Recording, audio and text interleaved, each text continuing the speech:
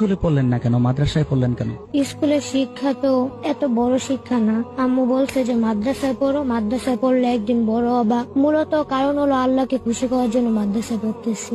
স্বপ্ন কি আছে? আমার স্বপ্ন আল্লাহকে খুশি করাই, একজন হাফেজ হবো, একজন ভালো মানুষ হব, এটাই স্বপ্ন। আমার বাবা চাকরি করে, মা বাসায় কাজ টাজ করে, হাউস ওয়াইফ।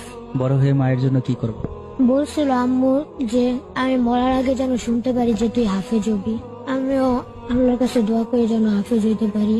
পারবা মায়ের স্বপ্নটা পূরণ করতে? মানে আল্লাহ তাআলার কাছে গিয়েছি, এখন আল্লাহ তাআলা ফিরাই দিবে না। অনেক কুরবানি করতেছি, এখন আল্লাহ তাআলা দিবে ইনশাআল্লাহ। প্রত্যেকটি নামাজের মোনাজাতে কোন মানুষটার জন্য দোয়া করে? সবার জন্য দোয়া করি, আব্বু আম্মু দাদি নানি। বড় হয়ে মায়ের জন্য কি কর? দেখি আল্লাহ তাআলার কাছে গিয়েছি, আল্লাহকে খুশি করার জন্য গেছি, যে আল্লাহ তাআলা যেটা ভাগ্যে রেখেছে ওইটাই হবে। মাকে এত বেশি ভালোবাসো কেন? জন্ম দিয়েছে আম্মু, একজন নবীজির কাছে একটা সাহাবী গেছিল যে হে রাসূলুল্লাহ, আমার মার অধিকার কতটুকু আর বাবার অধিকার কতটুকু।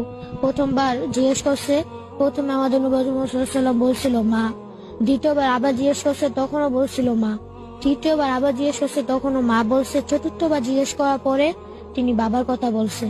তাহলে মার গুণ 70 আর বাবার 23 গুণ। এজন্য দুজনের সমানভাবেই দেখি আমি। মাদ্রাসা থেকে বাসায় আসলে অনেক খুশি হয়, অনেক কিছু রান্না করে খাওয়ায়। আল্লাহ তাআলার উপরে এত কনফিডেন্স কেন তোমার? আমাদের সৃষ্টি করছে আল্লাহ তাআলাই, পুরো দুনিয়া সৃষ্টি করছে আল্লাহ তাআলা, উপরেই অনেক বড়।